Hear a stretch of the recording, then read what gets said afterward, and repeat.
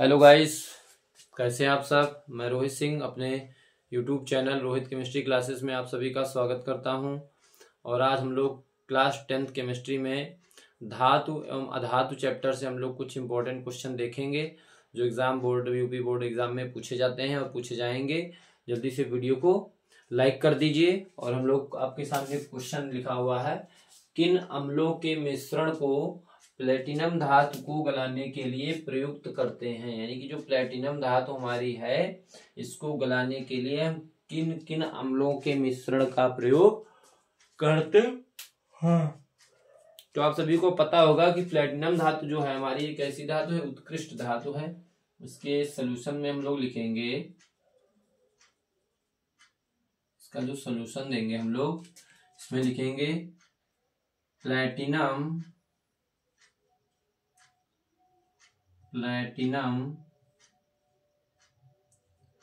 एक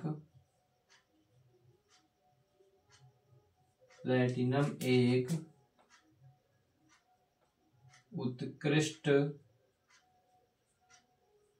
धातु है जिसे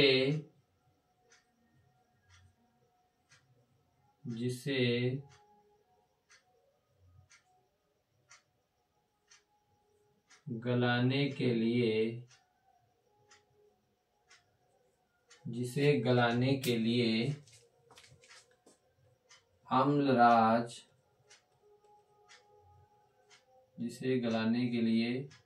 अम्लराज का प्रयोग किया जाता है।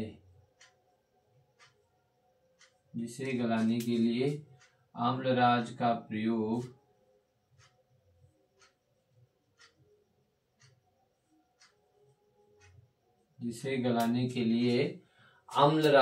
प्रयोग किया जाता है। अब ये जो अम्लराज होता है ये किन अम्लों का मिश्रण होता है ये जानना है। अम्लराज जो हमारा होता है इसको एक्वारेजिया भी बोलते हैं। अम्लराज को क्या बोलते हैं? एक्वारेजिया।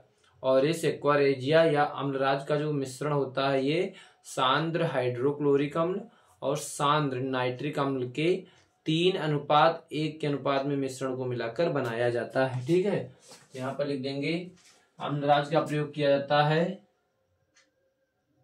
तथा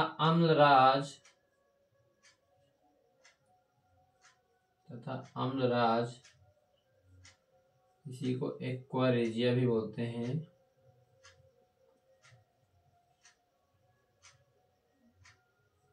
एक्वारेजिया तथा अम्लराज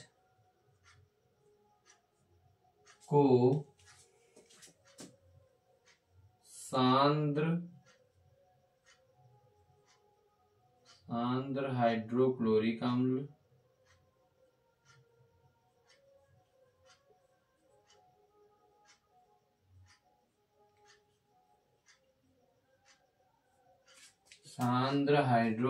अम्ल तथा सांद्र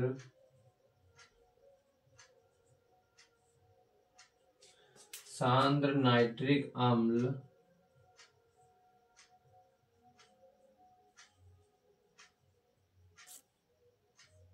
के मिश्रण को 3:1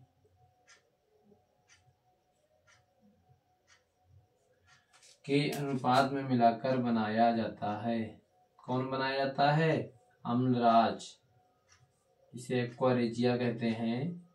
जब 3 भाग कौन? सांद्र हाइड्रोक्लोरिक अम्ल और 1 भाग सांद्र नाइट्रिक अम्ल, यानी कि 3:1 का मतलब यही है कि जो पहला भाग है हाइड्रोक्लोरिक अम्ल वो 3 भाग रहेगा, तो 1 भाग रहेगा सांद्र नाइट्रिक अम्ल का, और दोनों का मिश्रण को मिलाकर के क्या बनाया जाता है? अम्लराज। और यही अम्लराज जो है प्लेटिनम जो कि उत्कृष्ट धातु होती है उसे गलाने के लिए प्रयोग किया जाता है। ठीक है, तो इस तरह से आप इसका सोल्यूशन देंगे कि किन अम्लों का प्रयोग प्लेटिनम धातु को गलाने के लिए प्रयुक्त करते हैं। तो प्लेटिनम चूंकि एक उत्कृष्ट धातु है जिसे गलाने के लिए अम्लराज का प्रयोग किया जाता है तथा अम्लराज जिसे एक्वारेजिया कहते हैं को सांद्र हाइड्रोक्लोरिक अम्ल तथा सांद्र नाइट्रिक अम्ल के मिश्रण को 3:1 के अनुपात में मिलाकर बनाया जाता है। ठीक है, जल्दी से नोट करिए सभी लोग, नोट करिए सभी लोग जल्दी से। अगला प्रश्न देखेंगे हम लोग, लोहे पर निम्न में से किस धातु की परत चढ़ाई जा सकती है और क्यों? लोहा हमारा जिसे हम आयरन कहते हैं, Fe इसका प्रतीक होता है। लोहे पर निम्न में से किस धातु की परत चढ़ाई जा सकती है और क्यों? और आपको क्वेश्चन में दे रखा है मैग्नीशियम, कॉपर और Ag, मतलब इन तीन में से किसकी परत आयरन पर या लोहे पर चढ़ाई जा सकती है और चढ़ाई जा सकती है तो क्यों? इसका आपको जवाब देना है। इसमें आप सोल्यूशन में लिखेंगे विद्युत रासायनिक श्रेणी, या जिसे हम लोग धातु की सक्रियता श्रेणी कहते हैं, हम पीछे पढ़ा चुके हैं, आप वीडियो देख सकते हैं। विद्युत रासायनिक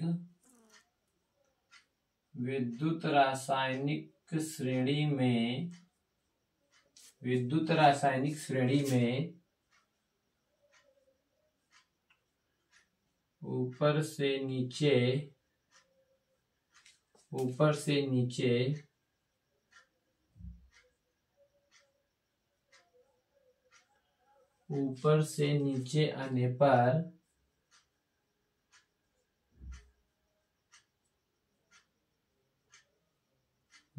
नीचे आने पर धातुओं की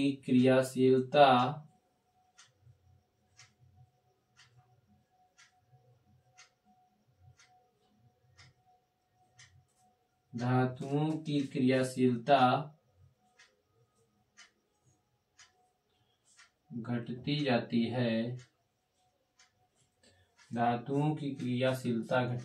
है। अतः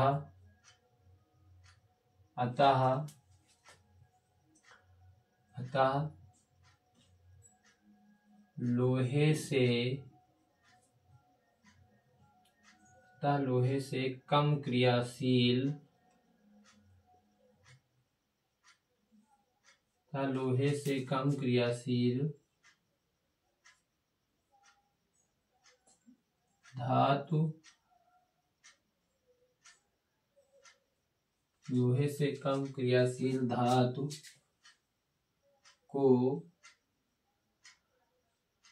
लोहे पर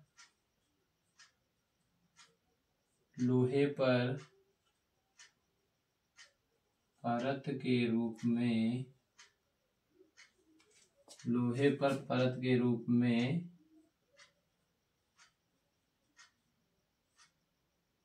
चढ़ाया जा सकता है। अब अगर आप लोगों को विद्युत रासायनिक श्रेणी या धातुओं की सक्रियता श्रेणी याद हो तो उसमें जो मैग्नीशियम है ये हाइड्रोजन से ऊपर स्थित होता है, और जो कॉपर Ag है वो कॉपर हाइड्रोजन से नीचे और Ag सबसे लास्ट में। तो यानी कि ये दोनों धातुएं, कॉपर और Ag दोनों धातुएं विद्युत रासायनिक श्रेणी में तो ऊपर से नीचे आएंगे तो ये हाइड्रोजन से नीचे स्थित होती हैं, और जब नीचे स्थित होती हैं तो ये दोनों धातुएं जो कॉपर और Ag, जिसे हम कहते हैं क्या, सिल्वर, तो ये जो होती हैं दोनों धातुएं क्या होती हैं, कम क्रियाशील होती हैं आयरन की अपेक्षा। तो जो धातु कम क्रियाशील होगी वो अधिक क्रियाशील धातु पर उसकी परत चढ़ाई जा सकती है। तो यहाँ पर लोहे पर कॉपर और Ag की परत चढ़ाई जा सकती है, जबकि Mg की परत नहीं चढ़ाई जा सकती है, क्योंकि Mg क्या है, अधिक क्रियाशील धातु है आयरन की अपेक्षा। तो इसमें लिखेंगे आगे, अतः लोहे को Cu2+ यानी कॉपर प्लस तथा Ag+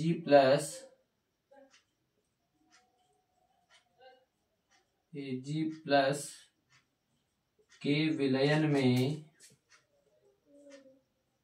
विलयन में डालकर उस पर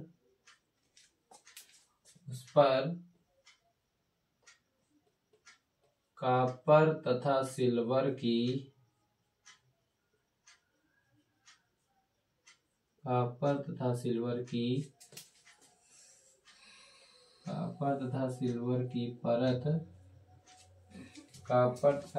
की परत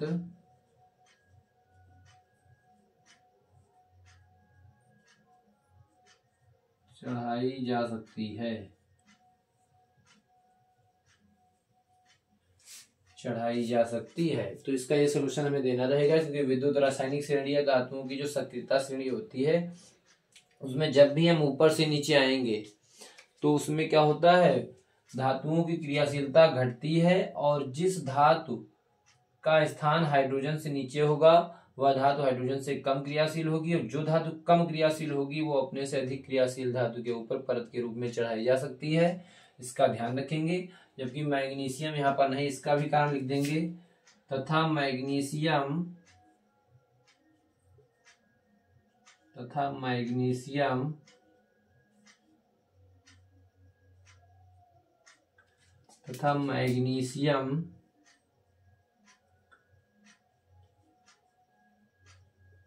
की परत लोहे पर नहीं चढ़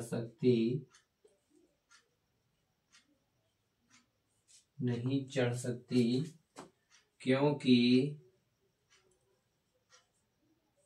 क्योंकि मैग्नीशियम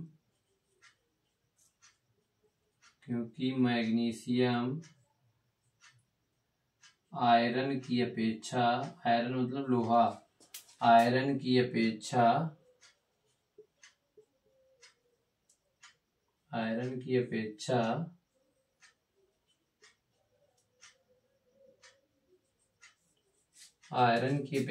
अधिक क्रियाशील धातु है।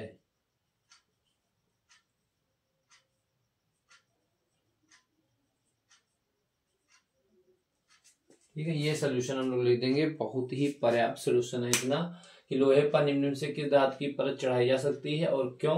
तो कॉपर और एजी की परत चढ़ाई जा सकती है क्योंकि इसका स्थान विद्युत रासायनिक श्रेणी में हाइड्रोजन से नीचे होता है और आयरन से भी नीचे है।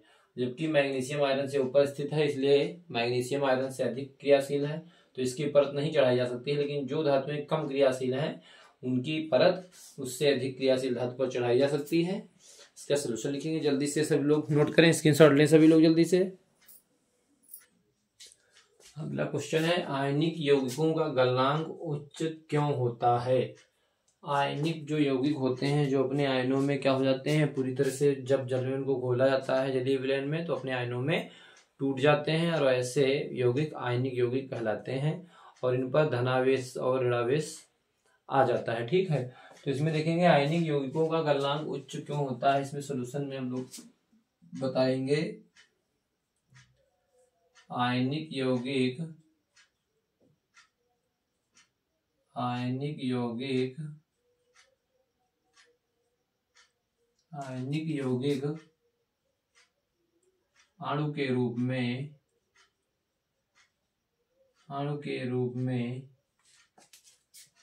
अणु के रूप में विद्यमान नहीं होते या नहीं पाए जाते, विद्यमान नहीं होते,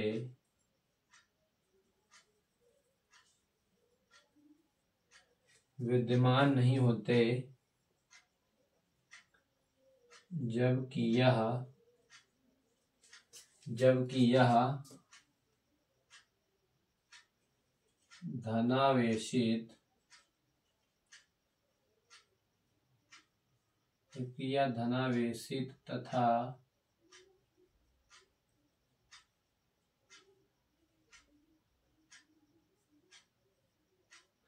ऋणावेशित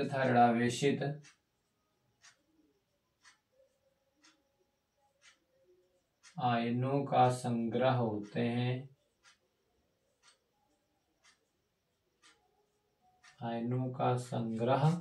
होते हैं, तथा ये शक्तिशाली या मजबूत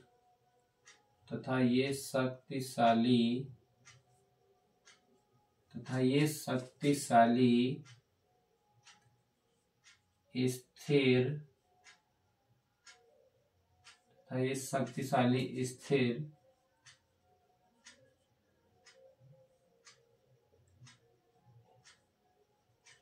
विद्युत बल द्वारा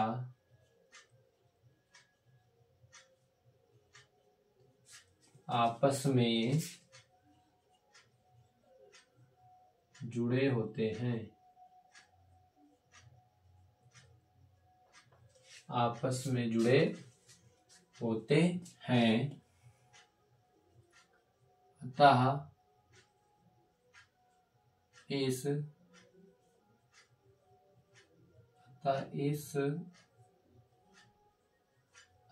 इस आकर्षण बल को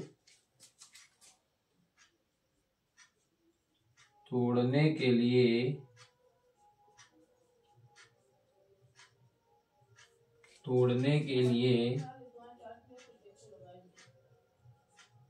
अधिक ताप की आवश्यकता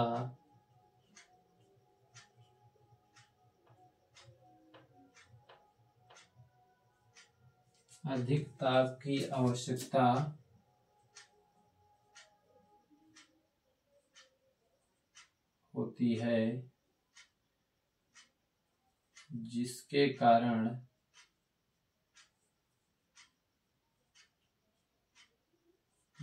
कारण आयनिक यौगिकों का क्वथनांक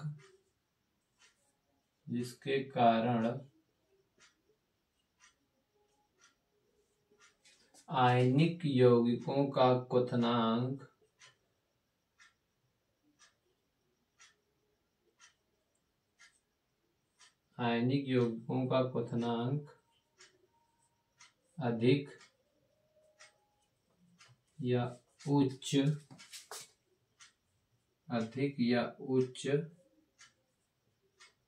होता है। ठीक है, ये बात बताएंगे, क्योंकि जो भी आयनिक यौगिक होते हैं ये अपने आयनों में टूट जाते हैं, अणु के रूप में पाए नहीं जाते हैं। और जबकि यह कैसे होते हैं, जब आयन में टूटेंगे तो धनावेशित या ऋणावेशित आयन होंगे, और ये क्या होते हैं, आपस में शक्तिशाली या मजबूत स्थिर विद्युत बल द्वारा आपस में जुड़े होते हैं आयनिक यौगिक।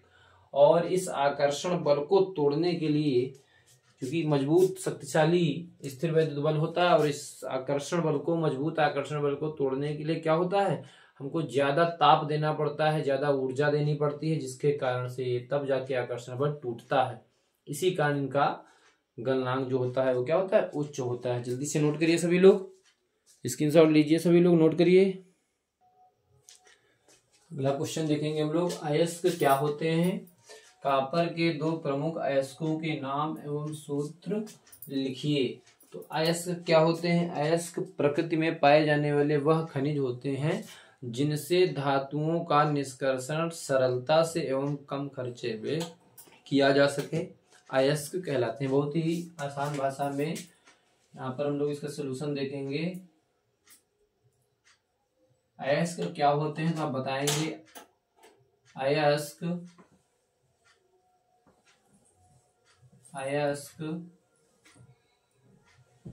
प्रकृति में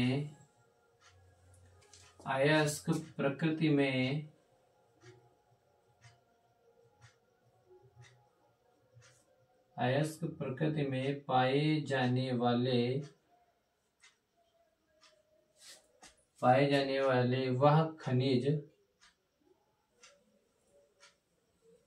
होते हैं जिनसे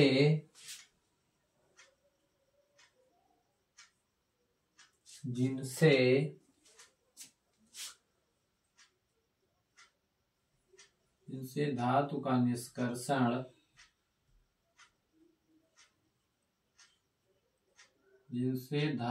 निष्कर्षण सरलता से एवं कम खर्चे में किया जा सके,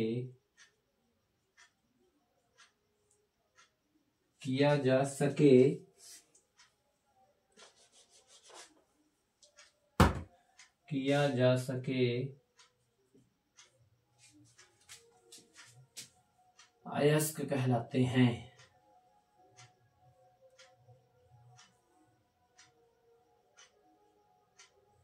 अयस्क कहलाते हैं। ठीक है, अयस्क क्या होते हैं तो हम बता देंगे, इतना एस के बारे में। फिर पूछ रहा है कॉपर के दो प्रमुख अयस्कों के नाम एवं सूत्र लिखिए। तो यहाँ पर लिखेंगे कॉपर के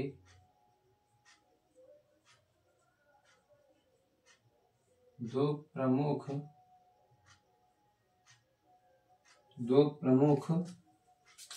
कॉपर के दो प्रमुख नाम एवं सूत्र निम्न प्रकार है या निम्न है। दोनों के नाम लिख देंगे। कॉपर के दो प्रमुख नाम एवं सूत्र बताने हैं। आराम से हम लोग बता देंगे। एक तो सल्फाइड एस्क में आपका होता है कॉपर ग्लांस और इसका सूत्र होता है Cu2S। दूसरा इसका लिख देंगे क्यूप्राइट, इसका सूत्र होता है Cu2O। ठीक है, copper glance Cu2S, cuprite Cu2O। ये क्यूप्राइट जो होता है ये ऑक्साइड का एस्क होता है, जो कॉपर ग्लांस है सल्फाइड एस्क है। ठीक है, दो एग्जांपल इसके दे देंगे, हमारा क्वेश्चन कंप्लीट हो जाएगा। अयस्क क्या होते हैं? कॉपर के दो प्रमुख अयस्कों के नाम एवं सूत्र लिखिए। तो अयस्क प्रकृति में पाए जाने वाले वह खनिज होते हैं जिनसे धातु का निष्कर्षण सरलता से एवं कम खर्चे में किया जा सके, अयस्क कहलाते हैं। और कॉपर के दो प्रमुख अयस्क के नाम सूत्र पूछ रहा है, तो एक तो सल्फाइड एस्क कॉपर ग्लांस है Cu2S, और एक जो ऑक्साइड एस्क होता है Cu2O।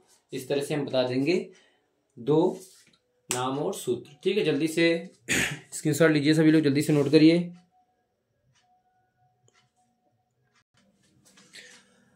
क्वेश्चन है ऐसी कौन सी धातुएं हैं जिन पर सरलता से जंग नहीं लगता है, कारण सहित लिखिए।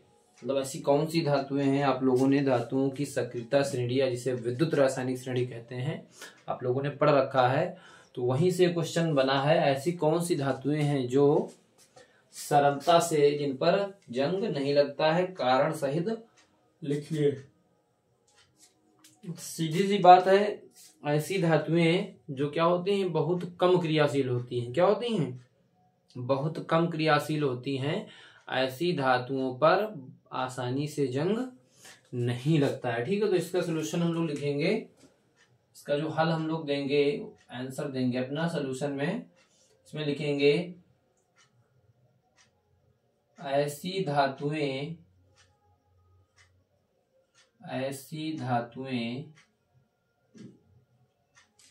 और ऐसी धातुओं के नाम लिख देंगे। जैसे इसमें आपका गोल्ड है, इसका प्रतीक Au होता है, गोल्ड हो गया। प्लेटिनम, गोल्ड हो गया। प्लेटिनम हो गई, क्रोमियम हो गया,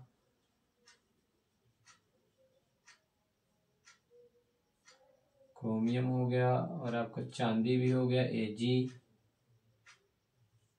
ठीक है, ऐसी धातुएं जो कम क्रियाशील, ऐसी धातुएं जो कम क्रियाशील,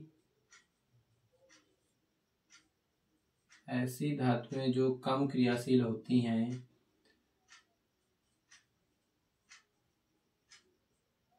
जिसके कारण इन पर सरलता या आसानी, कुछ भी कह लें, इन पर आसानी से जंग नहीं लगता है। और हमने आपको एग्जांपल में बता ही दिया कौन कौन सी धातुएं, जैसे गोल्ड हो गया, प्लेटिनम हो गई, क्रोमियम हो गई, चांदी हो गई। ये सब धातुएं क्या है, बहुत ही कम क्रियाशील हैं। इनको जब ऊपर से नीचे आते हैं तो सबसे नीचे हाइड्रोजन के नीचे, काफी नीचे स्थित होती हैं, जिसके कारण इनकी क्रियाशीलता सबकी क्या होती है, बहुत ही कम होती है, और जिसके कारण इन पर आसानी से जंग नहीं लगता है। जो धातु अधिक क्रियाशील होगी वही वातावरण या वायुमंडल की नमी और ऑक्सीजन से क्रिया करके जंग का निर्माण करती है, और जो धातुएं कम क्रियाशील होती हैं वो वायुमंडल की नमी और ऑक्सीजन से क्रिया नहीं करती हैं, जिसके कारण इन पर जंग आसानी से नहीं लगता है। ठीक है, ठीक है। कारण चाहे तो और भी बढ़ा के लिख सकते हैं कि यह धातुएं जो होती हैं क्या होती हैं, वायुमंडल की नमी और ऑक्सीजन से क्रिया नहीं करती हैं। ठीक है, जल्दी से स्क्रीनशॉट लीजिए सभी लोग। मिश्र धातु क्या है? कॉपर की एक महत्वपूर्ण मिश्र धातु का नाम, संगठन व उपयोग बताइए। इतना प्रश्न में पूछा गया है। तो मिश्र धातु क्या है ये आपको बताना है, फिर कॉपर की एक महत्वपूर्ण मिश्र धातु का नाम बताना है, उसका संगठन बताना है, उसका उपयोग बताना है। ठीक है, तो इसमें हम लोग पहले तो लिखेंगे मिश्र धातु क्या होती है। सॉल्यूशन में हम लोग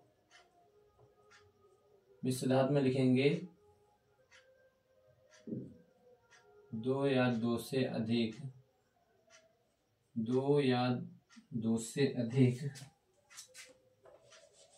इसमें लिखेंगे दो या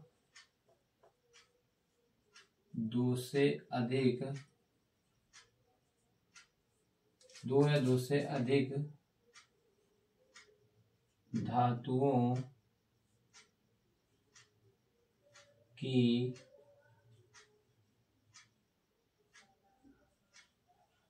गलित अवस्था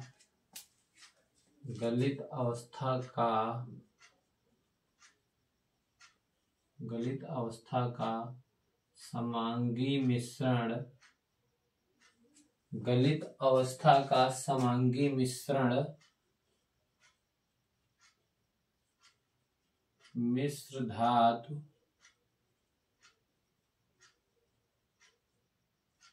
मिश्र धातु कहलाता है। बहुत ही आसान भाषा में, जब दो या दो से अधिक धातुओं को गलाया जाता है, आपस में इनका मिलाया जाता है, तो जो समांगी मिश्रण प्राप्त होता है, ठीक है, उसी को कहते हैं मिश्र धातु। क्या कहते हैं? मिश्र धातु कहलाता है। अब किसी कॉपर की एक महत्वपूर्ण मिश्र धातु का नाम पूछा है, तो इसमें लिखेंगे कॉपर की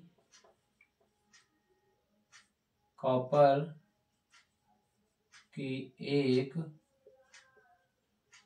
महत्वपूर्ण मिश्र धातु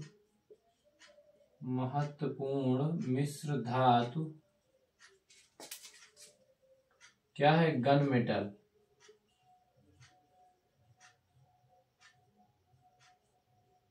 मेटल है। ठीक है, कॉपर की एक महत्वपूर्ण मिश्र धातु गन मेटल है, और उसका संगठन भी बताना है। तो यहाँ पर लिख देंगे संगठन, और संगठन में बता देंगे कि जो गन मेटल है वो किससे मिलकर बनी है। तो संगठन जो होता है, गन मेटल जो मिलकर बनी होती है, उसमें कॉपर होता है 88%, और फिर उसमें एसएन जिसे टिन कहते हैं 10% होती है, और जेडन जिंक होती है 2%।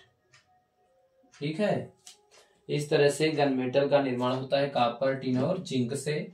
और इसका उपयोग पूछा है, तो उपयोग में बता देंगे कि गन मेटल का जो उपयोग होता है वो बंदूकें, हथियार और मशीनों के पुर्जे बनाने में किया जाता है। इसमें लिख देंगे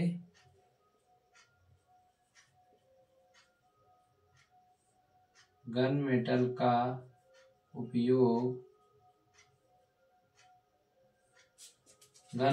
उपयोग बंदूकें,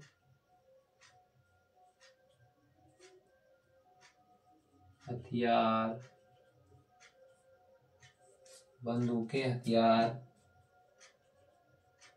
तथा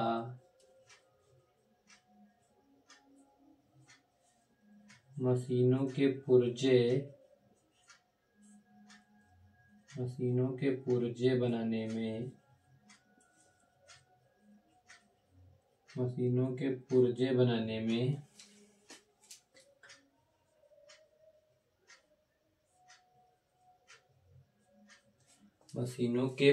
बनाने में किया जाता है। तो इस तरह से ये प्रश्न का बहुत इंपॉर्टेंट है कि मिश्र धातु क्या है। तो जब दो या दो से अधिक धातुओं की गलित अवस्था का समांगी मिश्रण होता है, उसे मिश्र धातु कहते हैं। और कॉपर की एक महत्वपूर्ण मिश्र धातु की बात कर रहा है, तो कॉपर की महत्वपूर्ण मिश्र धातु है गन मेटल। जिसका संगठन होता है कॉपर, टिन और जिंक के मिलने से। परसेंटेज तीनों का बता देंगे। और उपयोग, गन मेटल का उपयोग बंदूकें, हथियार तथा मशीनों के पुर्जे बनाने में किया जाता है। तो आज जो भी क्वेश्चन हमने कराए हैं आपके बोर्ड एग्जाम की दृष्टि से बहुत ही इंपॉर्टेंट, मोस्ट इंपॉर्टेंट क्वेश्चन है। इनको पढ़ना जरूर है, आप लोगों को पढ़ना ना भूलिएगा और वीडियो को लाइक जरूर कर दीजिए। Thank you for watching this video.